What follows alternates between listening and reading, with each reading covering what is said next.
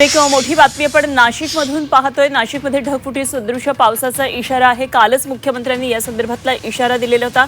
300 मिलीमीटरहून अधिक पावसाची शक्यता नाशिकमध्ये वर्तवण्यात आली आहे। अतिवृष्टीच्या पार्श्वभूमीवर शाळा आणि कॉलेजेसना आज नाशिकमध्ये सुट्टी दिली आहे, तर ग्रामीण भागातले सर्व आठवडे बाजार आज बंद असणार आहेत। नाशिकमध्ये काय नेमकी या संदर्भातली आज स्थिती आहे, कशा पद्धतीने या अलर्टची अंमलबजावणी होती जाणून घेऊया।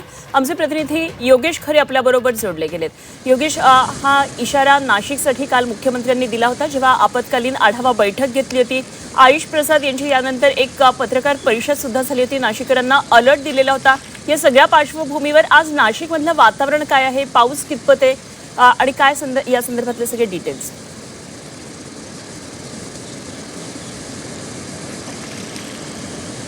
खरं तर 6 वाजेपासून म्हणजे संध्याकाळी 6 वाजेपासून तर आज सकाळी 10 वाजेपर्यंत हा इशारा देण्यात आला होता की ढगफुटी कुठेही होऊ शकते आणि एकाच वेळी 300 ते 400 मिलीमीटरचा पाऊस एका ठिकाणी होऊ शकतो। मात्र ही परिस्थिती आपल्याला रात्रीतून अद्याप कुठेही झालेली दिसून येत नाही। जर आपण बघितलं तर त्र्यंबकेश्वर तालुक्यातल्या धरण क्षेत्रांमध्ये 40 मिलीमीटरपर्यंतच्या पावसाची नोंद ही झालेली आहे आणि त्यामुळे गौतमी गोदावरीमधून विसर्गाला सुरुवात झालेली आहे। 750 क्युसेक्स वेगानं पाणी या ठिकाणून सोडण्यात येत आहे। तर एकूण संपूर्ण नाशिक जर आपण बघितलं तर इगतपुरी, त्र्यंबकेश्वर, नाशिक या इथे ज्यावेळेस पाऊस पडतो त्यावेळेस हे सर्व पाणी गोदावरीत विसर्जित होऊन नांदूरबांधवमेश्वरमध्ये जातं आणि नांदूरबांधवमेश्वरमधून या पाण्याचा डिस्चार्ज केला जातो। तिथेसुद्धा 3200-3500पर्यंतच क्युसेक वेगापर्यंत विसर्ग या ठिकाणी होतो आहे। त्यामुळे पूर्ण 5ही तालुक्यांमध्ये ज्या ठिकाणी हवामान विभागानं भाकीत वर्तवलं होतं त्या ठिकाणी परिस्थिती नियंत्रणामध्ये आहे। कुठेही ढगफुटीची नोंद या ठिकाणी झालेली नाही।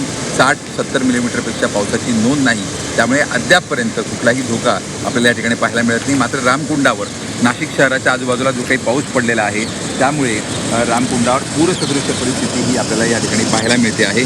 या पूरसदृश्य परिस्थितीमध्ये थोडंसं पाणी जे आहे ते आपल्याला रामकुंड परिसरात या ठिकाणी दिसतं आहे। समोर बघू शकतो आपण ज्या ठिकाणी पूजाविधी होतात त्या ठिकाणी पाणी पोहोचलेलं आहे, तर दुसऱ्या बाजूला जो दुतोंड्या मारुती होता त्याचा पायसुद्धा म्हणजे पाऊससुद्धा बुडालेला नाही अशी परिस्थिती आहे। त्यामुळे परिस्थिती ही पूर्णपणे नियंत्रणामध्ये आहे। ज्यावेळेस गंगापूर धरणातून पाण्याचा विसर्ग केला जातो त्यावेळेस खऱ्या अर्थानं गोदावरीला मोठ्या प्रमाणात पूर येतो, मात्र ती परिस्थिती सध्या नाही। गंगापूर धरणसुद्धा 40%च्या वर अजून पोहोचलेलं नाही। त्यामुळे जो काही अपेक्षित पाऊस आहे तो अजूनपर्यंत झालेला नाही। ढगफुटी ही येणाऱ्या 24 तासात सुद्धा होऊ शकते, कारण थोडाफार डिले इकडे तिकडे होऊ शकतो। संध्याकाळी जर 6 वाजेपासून बघितलं तर संध्याकाळी 6 ते सकाळी 10पर्यंतचा अलर्ट देण्यात आला होता। पाऊस जो सुरुवात झाली ती 4 ते 5 तासानं उशिरानं पाऊस सुरुवात झाला। त्यामुळे आपण अजून 5 ते 5 तास जर विचार केला तर संध्याकाळपर्यंत कुठेही ढगफुटी होऊ शकते। त्यामुळे नागरिकांनी सतर्क राहणं गरजेचं आहे। आपल्या लहान मुलांना कुठेही बाहेर जाऊ देऊ नये, निसर्गस्थळी, पर्यटनस्थळी सुट्टी म्हणून कुठेही जाऊ नये, अन्यथा मोठा धोका केव्हाही कुठेही उत्पन्न होऊ शकतो।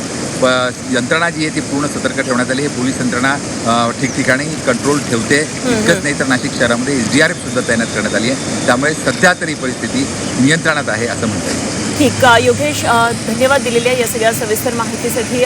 निसर्ग आहे आणि कधी काय होईल सांगता येत नाही, त्यामुळे प्रत्येकाने खरं तर अलर्ट राहणं हे जास्त गरजेचं आहे असं म्हणावं लागेल। योगेश खरे आमचे प्रतिनिधी आपल्या बरोबर होते। आपण जाऊया आमचे प्रतिनिधी सागर गायकवाड यांच्याकडे, त्र्यंबकेश्वरमधून सध्या आपल्या बरोबर आहेत। सागर, आज एकंदरीतच या सगळ्या इशाराच्या पार्श्वभूमीवर विविध मंदिरं बंद ठेवण्यात आलेली आहेत। यामध्ये त्र्यंबकेश्वर मंदिराचा सुद्धा समावेश आहे, सप्तशृंगीचं मंदिर सुद्धा आज बंद असणार आहे। काय नेमकं वातावरण या सगळ्या पार्श्वभूमीवर त्र्यंबकेश्वरमध्ये दिसतंय? नक्कीच, खरं तर मी आता त्र्यंबकेश्वरमध्ये आहे। आज जरी त्र्यंबकेश्वरचं मंदिर बंद आहे यामुळे पर्यटक मात्र येताना पाहायला मिळत आहेत। प्रशासनाने पावसाचा जो इशारा देण्यात आलेला होता, ढगफुटीचा जो इशारा देण्यात आलेला होता, त्यामुळे संपूर्ण त्र्यंबक जे आहे ते बंद करण्याचा निर्णय जो आहे तो प्रशासनाने घेतलेला होता। खरं तर आज सकाळच्या सुमारास हा संपूर्ण जो भाग आहे तो गजबजलेला आपण पाहायला मिळतो, कारण पहाटेची जी आरती असते ती त्र्यंबक राजाची घेण्यासाठी अनेक भाविक जे आहेत ते बाहेर राज्यातून आणि पर जिल्ह्यातून येताना पाहायला मिळतात। मात्र आता जर बघितलं तर संपूर्ण जे दुकानं आहेत ते बंद आहेत। काल रात्रीपासूनच हे सगळे दुकानं बंद ठेवण्यात आलेले आहेत। परिसरात असलेले लॉजिंग बोर्डिंग असतील ते सगळे देखील बंद करण्यात आलेले आहेत। यामुळे प्रत्यक्षात जर बघितलं तर हा जो अलर्ट जो देण्यात आलेला आहे यामुळे प्रशासन सतर्क आहे आणि यामुळे प्रशासन सतर्क असल्या कारणामुळे या सगळ्या परिसरातली छोटे मोठे दुकानं बंद चा निर्णय घेण्यात आलेला आहे.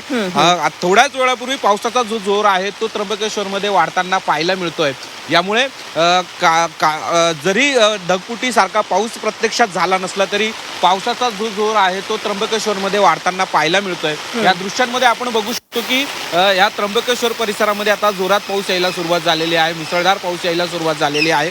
त्यामुळे येत्या काही वेळामध्ये पावसाचा जो जोर आहे तो वाढण्याची शक्यता जी आहे ती हवामान खात्याने वर्तवण्यात आलेली आहे. यामुळे ठीक. अगदी सागर धन्यवाद दिलेल्या सगळ्या सविस्तर माहितीसाठी आणि अपडेटसाठी. जरूर आपल्याकडे येऊ, आणखी ताजी माहिती वेळोवेळी जाणून घेत राहू. तुर्तास धन्यवाद दिलेल्या माहितीसाठी. सागर गायकवाड आमचे प्रतिनिधी आपल्याबरोबर त्र्यंबकेश्वरमधून जोडले होते.